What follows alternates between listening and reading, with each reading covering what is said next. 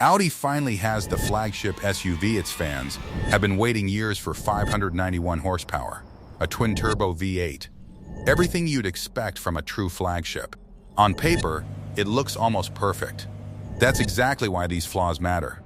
Because the biggest problems aren't hiding under the spec sheet, they're hiding behind it. Dig into early reviews and Audi owner discussions, and the same concerns keep surfacing. If you're thinking about buying one or even waiting for prices to drop, you need to know these 6 problems first. One of them isn't under the hood at all. And another is the reason I'd wait before spending 6 figures on this SUV. Here's why this video is different from every other top flaws list you've seen. The good news is, we don't have to speculate. Under the skin, the SQ9 is built from the same DINA as the SQ7, same engine, same core electronics, same platform Audi has already been selling for years. Which means the answers are already sitting in owner forums, reliability reports, and real repair invoices. Stay with me, because by the end of this video you'll understand why one specific mechanical issue has been linked to engine rebuilds in documented SQ7 cases, and why that same part sits inside every SQ9 rolling off the line today. We'll also show you the one number almost every buyer overlooks, the number that determines how much value this SUV loses the moment you drive it home. And we're saving the biggest one for last, because by the time most owners discover it, there's nothing they can do about it.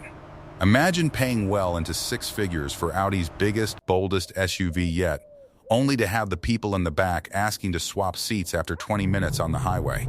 Apparently, the third row was designed for adults, as long as those adults are under 5 feet tall.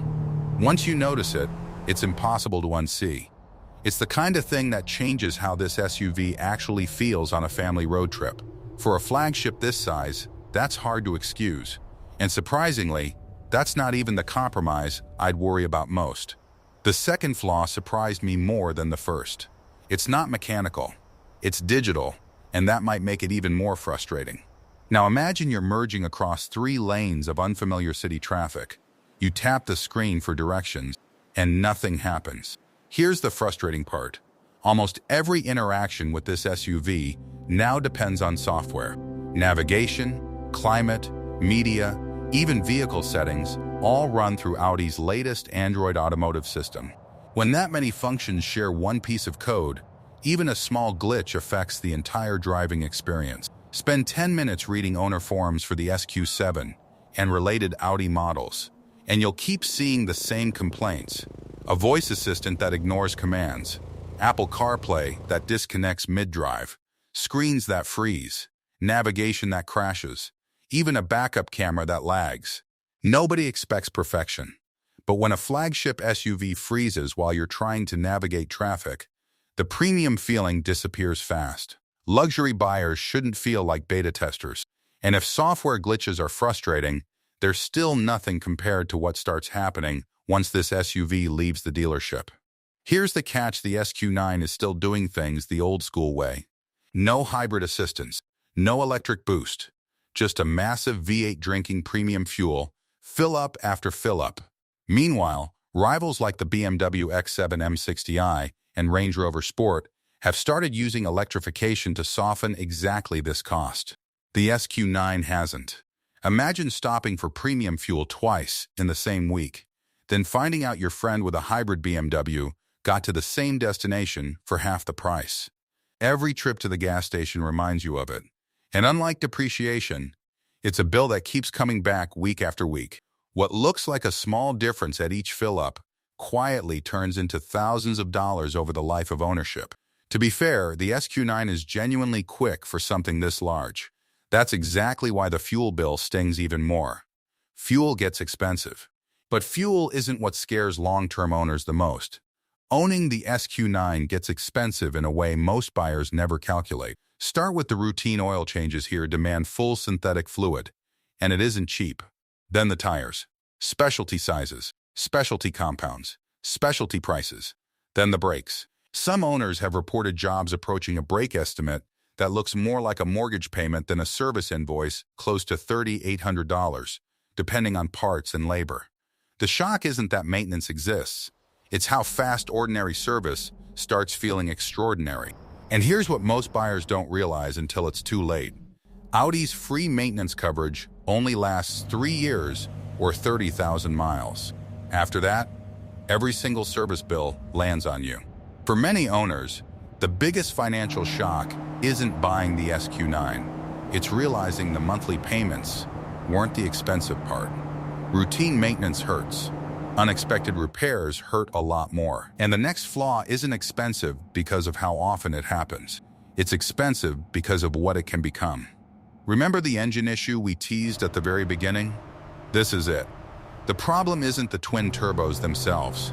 It's a tiny part most buyers will never even know exists: the turbo oil screen. Its entire job is to let clean oil reach the turbochargers.